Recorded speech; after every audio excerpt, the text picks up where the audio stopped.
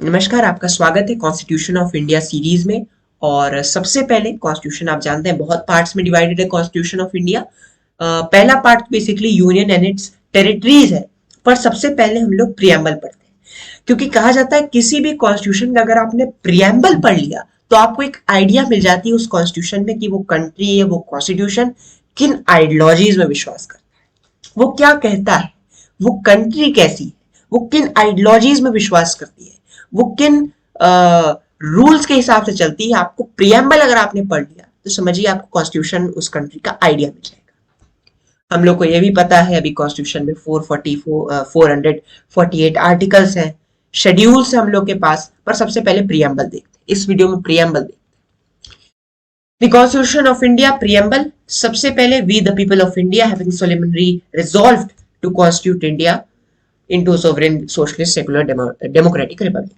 सबसे पहले वी शब्द पे थोड़ा गौर दीजिएगा। लोगों को लगता है ये नॉर्मल स्टेटमेंट है, we the people of India. नहीं, वी शब्द जो है बहुत कुछ कहता है। यहाँ पे वी शब्द कहता है कि भारत मैं तुम की आइडियोलॉजी में विश्वास नहीं करता, भारत हम की आइडियोलॉजी में विश्वास करता है। भारत वसुधैव, अगर किसी ने G20 समिट आप लोगों ने अगर देखा होगा, इस बार का मोटो क्या था? वसुधैव कुटुंबकम, one world, one family, one future. And India believes in that type of ideology only, that we, the whole world, is just a family. So India is trying to also say through this word we, that we believe that whole world is a one family. We, the people of India, having solemnly resolved to constitute India. अब basically ये statement ये है कि हाँ, हम जो भारत के नागरिक हैं, क्योंकि कॉन्स्टिट्यूएंट असेंबली में तो बेसिकली रिप्रेजेंटेटिव्स चुन के गए थे अलग अलग इंडियन स्टेट्स के, अलग अलग इंडियन ट्राइब्स के, रिलीजन्स के। तो बेसिकली वो लोगों को रिप्रेजेंट कर रहे थे, तो उन्होंने बेसिकली लोगों के लिए कह दिया था हम भारत के नागरिक पूर्ण गंभीरता के साथ, सोच समझ के, मजाक नहीं हो रहा है, हम लोग बहुत सोच समझ के होशो आवाज में ये डिक्लेयर करते हैं कि भारत को कैसा देश बनाएंगे, भारत को how what kind of country will make we the people of India, what kind of country will make India, will make Bharat a sovereign, socialist, secular, democratic republic country. अब सबसे पहले सोवरेन शब्द पे आते हैं। आपको पता है कि कॉन्स्टिट्यूशन ऑफ इंडिया ब्रिटिशर्स चले गए थे, उसके बाद हम लोगों ने आजाद हुए थे, उसके बाद हम लोगों ने कॉन्स्टिट्यूंट असेंबली फॉर्म की, जिसका मोटिव था कॉन्स्टिट्यूशन ऑफ इंडिया को लिखना, को ड्राफ्ट करना। हम लोग का सबसे पहला मोटो इसीलिए यह है सॉवरेन, मतलब भारत अब किसी ब्रिटिश ईस्ट इंडिया कंपनी या ब्रिटिश क्राउन के अंडर नहीं है। भारत एक इंडिपेंडेंट कंट्री है। भारत अपने लॉज अपने लोगों के हिसाब से बनाएगा, किसी ब्रिटिश सरकार या किसी और देश ऑर्गेनाइजेशन के इन्फ्लुएंस में नहीं बनाएगा। हम लोग एक इंडिपेंडेंट कंट्री है। अब एक इंडिपेंडेंट कंट्री, हम लोग किसी के कंट्रोल में नहीं है। हम अपने कोई भी लॉज, कोई भी हम लोग को एग्रीमेंट करना होगा, हम लोग किसी के कंट्रोल में रह के नहीं करेंगे, खुद से करेंगे। सोशलिस्ट कंट्री, यानी हम लोग एक कैपिटलिस्ट कंट्री नहीं, हम लोग एक सोशलिस्ट कंट्री है। हम लोग, जैसा कि मैंने बताया, हम लोग वी की आइडियोलॉजी विश्वास करते हैं। यहाँ पे गवर्नमेंट आपके पैसों को बेसिकली आपको टैक्स देना होगा, और सब गवर्नमेंट के हिसाब से रूल्स एंड रेगुलेशंस बनाएगी गवर्नमेंट, जिसके हिसाब से पूरे देश को चलना होता है। सेकुलर, अब हम लोग एक सेकुलर कंट्री है। हम कोई पाकिस्तान की तरह, जैसे कि पाकिस्तान के कॉन्स्टिट्यूशन में इस्लामिक कॉन्स्टिट्यूशन है, पाकिस्तान ने डिक्लेयर कर दिया हम एक इस्लामिक कंट्री है। भारत के पास भी हिंदू मेजोरिटी, भारत भी डिक्लेयर कर सकता है हिंदू राष्ट्र, पर हम लोगों ने अभी हिंदू राष्ट्र डिक्लेयर नहीं किया है। हम लोग कहते हैं हम लोग सेकुलर है। और पूरी दुनिया में भारत ही एक ऐसी कंट्री है जहां पे हर प्रकार के रिलीजन के लोग पाए जाते हैं। Parsi, Sikh, Zoroastrian, Christian, Sikh, Hindu, Jain, Buddhist, हर प्रकार के। और आप देखिए सबसे सेकंड माइनॉरिटी पारसी है भारत में, और सबसे ज्यादा प्रसन्न पारसी रहते हैं। सारे रिलीजन्स के लोग सबसे ज्यादा सब लोग खुश रहते हैं। पारसी सबसे छोटी माइनॉरिटी है, हमेशा खुश रहते हैं, और सबसे बड़े देशभक्त मुझे लगता है पारसी कम्युनिटी के लोग होते हैं। फिर डेमोक्रेटिक, हम लोग के यहाँ अब एक डेमोक्रेसी है।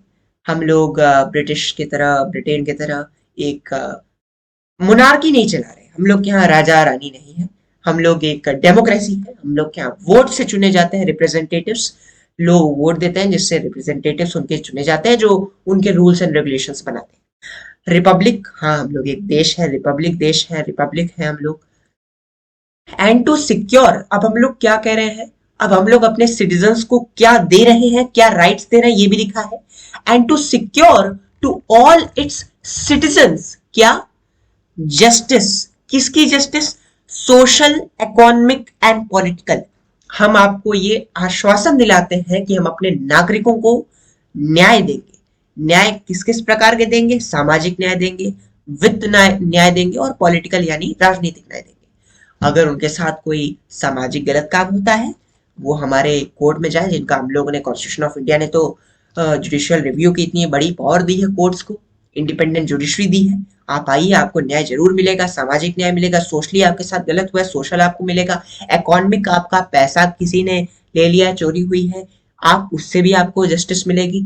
और पॉलिटिकल जस्टिस, आपके पावर्स के खिलाफ, आपके पोस्ट के खिलाफ, आपके जॉब से कुछ हुआ है उसका भी आपको मिलेगा, न्याय मिलेगा। Liberty of thought, expression, belief, faith and worship. China की तरह हम लोग को, चाइना की तरह नहीं है कि हम लोग को राइट्स नहीं मिले, बहुत राइट्स मिले इंडियन सिटीजन्स को। हम लोग को लिबर्टी मिली है। लिबर्टी किसकी, थॉट की, जो चाहे वो सोच सकते हैं। एक्सप्रेशन की, हम लोग को राइट टू स्पीच है, हम लोग अपनी बात कह सकते हैं यहाँ पे इस देश में। बिलीफ की, हम लोग जिस आइडियोलॉजी में चाहे उस आइडियोलॉजी में विश्वास कर सकते हैं। फेथ में, हम लोग जिस भगवान या जिस गॉड या गॉडेसेस में विश्वास करना चाहते हैं उस गॉड या गॉडेसेस में फेथ रख सकते हैं। और वर्शिप में हम लोग कोई भी रिलीजन प्रैक्टिस कर सकते हैं। पर यहाँ पे देखिए लिबर्टी शब्द उपयोग हुआ है, फ्रीडम शब्द उपयोग नहीं हुआ है।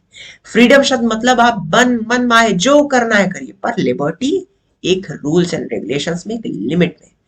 जैसे कि एक्सप्रेशन का आपको राइट मिला, आपको एक्सप्रेशन की लिबर्टी मिली है, पर सही जगह पे सही समय में एक लिमिट में, रूल्स एंड रेगुलेशंस के अंतर्गत आपको राइट टू स्पीच मिला है। फिर equality of status and opportunity and to promote among them all. अब हम लोग के यहाँ ना तो रेसिज्म है ना तो कास्टिज्म है, मतलब कास्टिज्म रेसिज्म किसी भी जेंडर के बेसिस पे, रिलीजन के बेसिस पे, कास्ट के बेसिस पे, कलर के बेसिस पे, क्रीड के बेसिस पे कोई अपॉर्चुनिटी इधर उधर नहीं होगी। सबको इक्वल अपॉर्चुनिटी मिलेगी, सबको एक ही स्टेटस मिलेगा। सब लोग, भारत के सारे नागरिक, इसीलिए कहते हैं हम लोग all the citizens of India are equal before the law.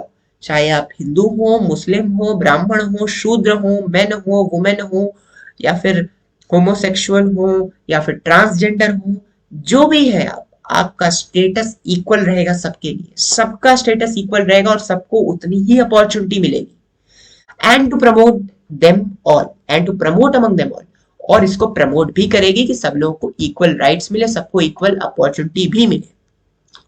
Fraternity assuring the dignity of the individual and the unity and the integrity of nation। और सबसे जरूरी, सबसे इंपॉर्टेंट, फ्रेटर्निटी मतलब हम लोग, हम इंडियंस, हम भारतीय यूनिटी बनाए रखेंगे ताकि हर व्यक्ति की डिग्निटी बनी रहे।